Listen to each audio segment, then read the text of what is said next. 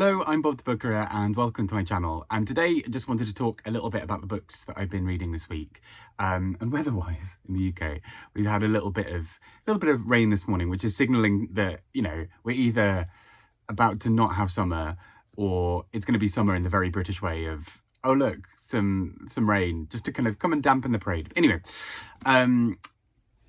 these are the books I've been reading this week, and it's been a fun one. I'm sort of gearing up to go on holiday in a little bit, so next week I'll still have a weekly reads, and the week after I'll see. It might not be, but we'll see. Anyway, let's get started on talking about these books. So first up we have Oh Brother by John Niven, and this is a sort of memoir of sorts, where John Niven talks about his life growing up and particularly the sort of relationship with his brother.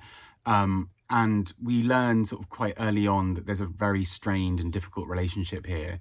And the book sort of goes on to really give us a bit of an insight into what has actually happened. John Niven sort of became known for sort of also being a writer and for sort of, you know, music writer and a sort of novelist.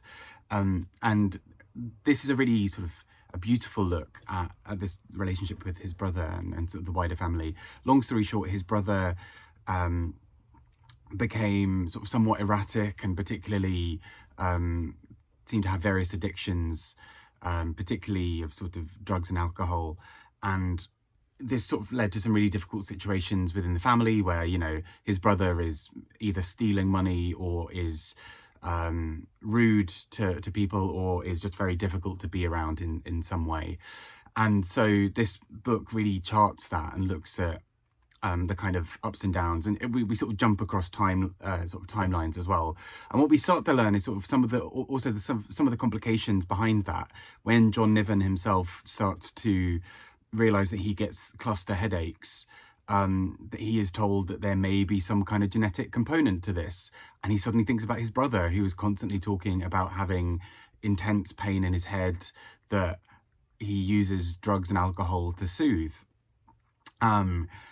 And that starts to make some sense in terms of where his wider, at least a kind of contributing factor in some of his addiction. So it's a really beautifully done book, I think, in terms of a memoir that explores, the kind of the really dark sides of sort of family relationships where you love someone dearly, but equally they are tearing, their life apart. They're tearing the lives of the rest of the family apart, and how do you reconcile that? I think this book is a very loving look at him and his brother, but also is unflinching in quite a lot of ways as well. Next up, continuing with reading the Tales of the City series by Armistead Maupin, I read Mona of the Manor, and this in some ways sort of darts back a little bit time-wise from where we're up to from book 9. And it's one of those things, the last, I think, 3 or 4 books have all kind of said that they were going to be the last, which I suppose puts him into a difficult position as an author because, do you sort of end on this flourish, which then makes it impossible to write another book afterwards? So in some ways it maybe makes sense that there's a slightly step back time-wise for parts of this book. And I just loved it. So I've been really enjoying the whole series, but particularly I think this one really appealed to me with just the wittiness of the dialogue and the kind of phrasings and various other things. The core idea is that Mona is in possession of of this manor, as the name might suggest, and she sort of meets various people who kind of come through the doors, including in this book somebody who comes as part of a couple. And without going into too much other detail of spoiling anything, something kind of happens that sort of ends that. And what then this book sort of becomes is almost a book about second chances and, helping someone change their life and rediscover things. And we get a bit of a showing from some of the other characters who we've come to know and love, like Anna Madrigal and Michael Tolliver. But the book is mostly focused on Mona, who hasn't otherwise had a great deal of focus on her in quite the same way across the series. So yeah, I just really greatly enjoyed this. This was just a lot of fun and just reminds me of just the sheer joy of Armistead Maupin's sentences, where sometimes, you just got these absolutely absurd or raunchy or silly things happening, but still with this kind of emotional weight to them as well. I think it's brilliant. Next up, some poetry, Three Births by Kay Patrick.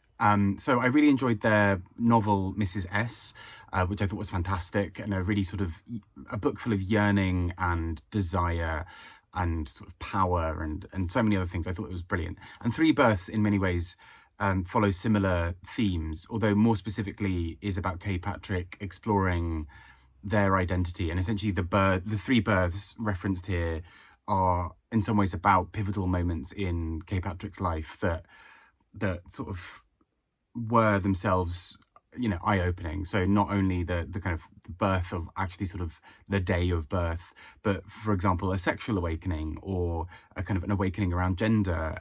Kay Patrick uses they them pronouns, and I think part of this book also explores a little bit about that sense of sort of working out who you are and kind of landing in sort of understanding who you are. I just thought they were really lovely poems. They're written with a brutality of language at times, but also a sort of softness and a deftness that I thought was really well observed.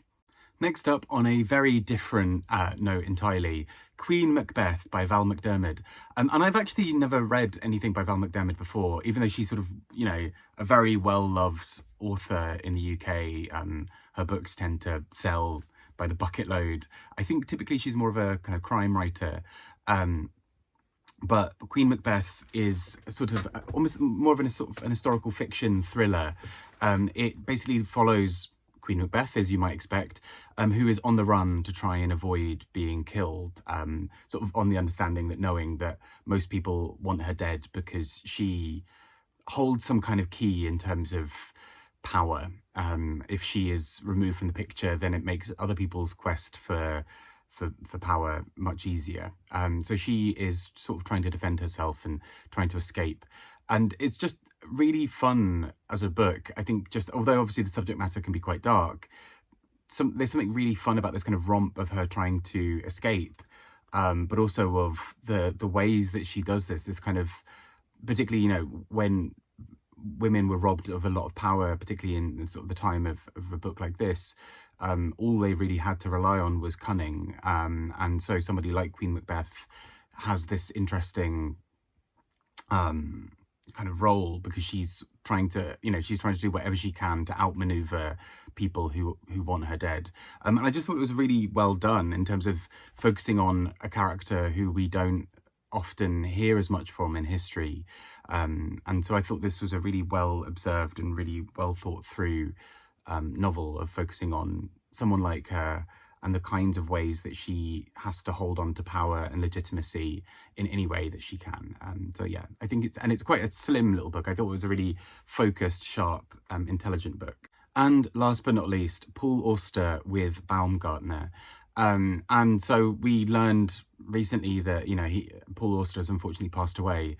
And he is, in many ways, has sort of been a bit of a titan of the literary world, particularly sort of in the US. He sort of has this big legacy of being an incredibly influential and sort of strong writer. And actually here we see the sort of his final novel. So it's weird because I basically was starting to read it and then the news came up and I was like, oh crikey, okay. Actually, weirdly, sort of on a similar note with Alice Munro, I had just reserved a book of hers from the library, and then found out the news. So it's a really, you know, obviously this will be happening more with a lot of the greats from sort of specific time periods. We'll slowly start seeing this, but this book I thought was really interesting in many ways because for me, almost felt like when David Bowie died and just before he died, he'd released the album Black Star, which spoke a lot about death and sort of seeing the end. And Baumgartner is a lot about this as well. The novel is about a man called Baumgartner who is basically trying to sort of muddle through what he knows as sort of his last days. He's, you know, we have some scenes towards the beginning where he keeps on forgetting what he's doing and he's sort of panicked by various decisions of things he has to make. He has to phone his sister. He has to help this person who's going to be coming around the house to fix something. He has to go and do whatever else. And in the meantime, he just feels like he's dropping every ball that he's throwing into the air. And he's also forgetting. He'll walk into rooms and not really know what he's doing next, or be about to call his sister, then something interrupts him and then he forgets. And that this sort of carries on through the novel, where we also have other moments of him thinking back over loved ones in his life. And there's a sort of a sense of remembering and honouring them in memory, and also just a sort of an attempt to unpick what those relationships have meant or have been. And so there's something really quite profound, I think, about the way this book does it. And I think, kind of like with Bowie and Black Star, something about the death of Paul Auster so soon after this book is released also sort of adds some kind of weight to some of the conversations happening in the book. He, writes so powerfully about memory and of loss, and the way that once you get to a certain age, you've seen so many friends and loved ones buried, and so all there really is to carry on living and to carry on honouring their memory. And so in some ways it does feel a little bit like Paul Auster's sort of speaking from from the grave to say these things, almost knowing that it's coming. Maybe I'm reading too much into that, but it's just, there's something so powerful about the way that this book resonates because of that death as well. And even without it, I think it's a really solid novel. I think the way he writes about memory is so powerful. There's this sort of sense of, I think it's Anna, his partner in the book, and Baumgartner just keeps on reflecting over what happened and what didn't happen. And there's something so joyous about his memories of her, but also he has to work out what it means to live without her now. And that I thought was really quite profound and really quite special. So yeah, a really lovely sounds like the wrong word for it, but a really beautiful novel in a lot of ways. So those have been the books that I have read this week. I hope you're keeping really, really well, and I shall see you all very soon. Have a fantastic week. Take care and speak to you all soon. Bye-bye.